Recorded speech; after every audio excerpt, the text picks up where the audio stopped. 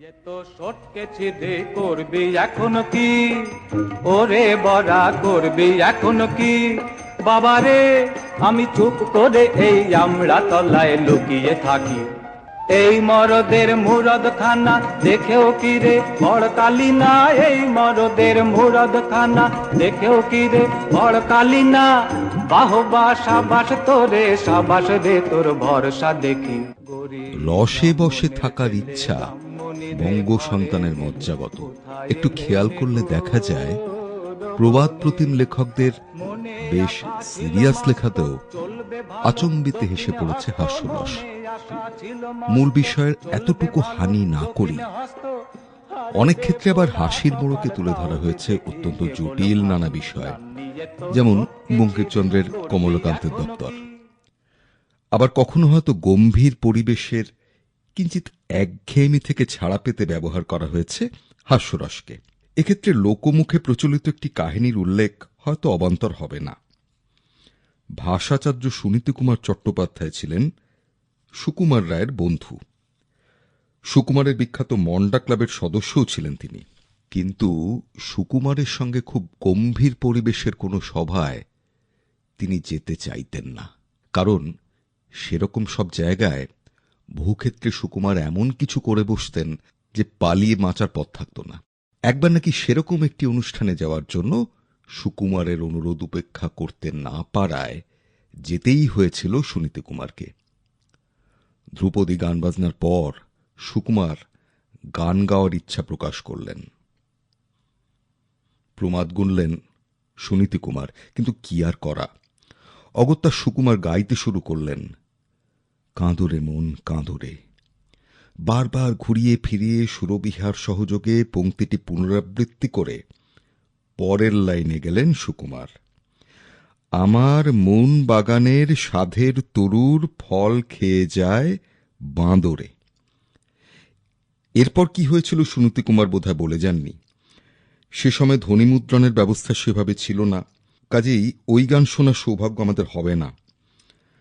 বরং শুনেনি খাদ্যবিলাস নিয়ে রজনীকান্ত সেনের এই গানটি।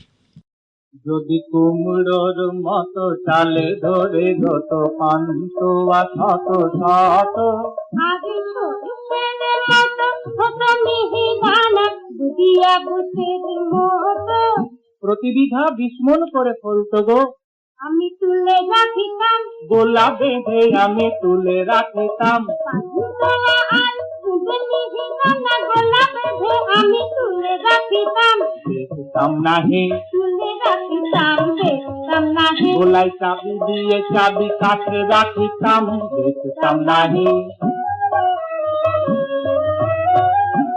যদি তালের মতো হতো ঠেনা বড়া, ধানের মতো চটি, আমি তুলে দিতাম ধানের মতো ছড়িয়ে ছড়িয়ে তুলে দিতাম, আর তরমুজ যদি রসগোল্লা হতো, প্রাণ হতো খুশি আমি পাহারা দিতাম খেতে ছুঁড়ে বেঁধে, আমি পাহারা দিতাম তামাক খেতাম বসে বসে, পাহারা দিতাম সারা রাত ধরে।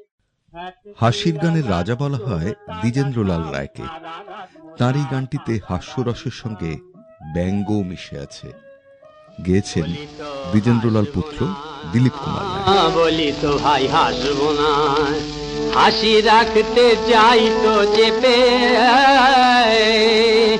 কিন্তু ব্যাপার দেখে থেকে থেকে যেতে হয় যে খেপে।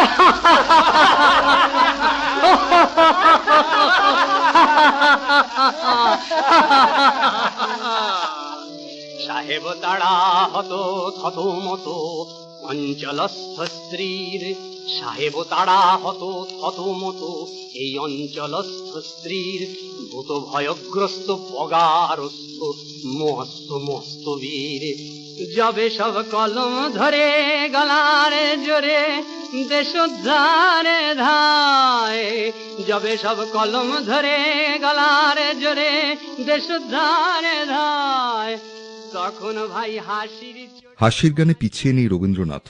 ভাই কানাই কারে জানাই দোষ সহম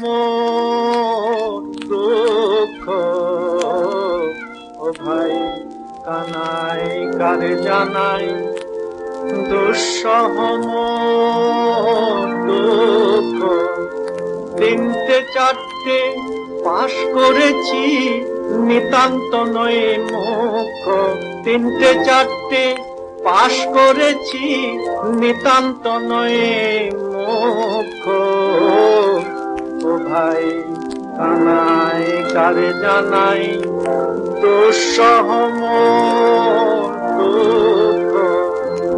তুচ্ছ সারে গামায় আমায় গলদ ঘর্ম ঘামায়। তুচ্ছ সারে গামায় আমায় গলদ ঘর্ম ঘামায়।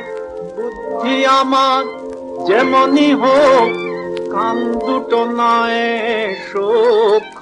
বুদ্ধি আমার যেমনই হোক।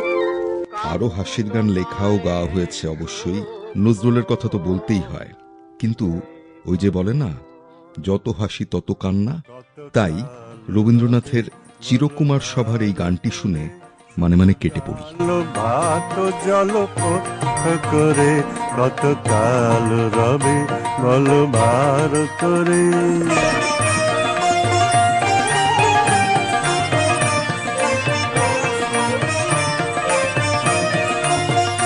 দেশে অন্ন জলের হলো ঘোর অনটন। ধরো হুইস্কি সোডা আর মুরগি মটন।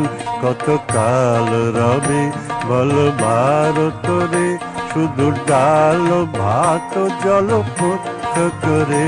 কত কাল রবে বল ভারত রে।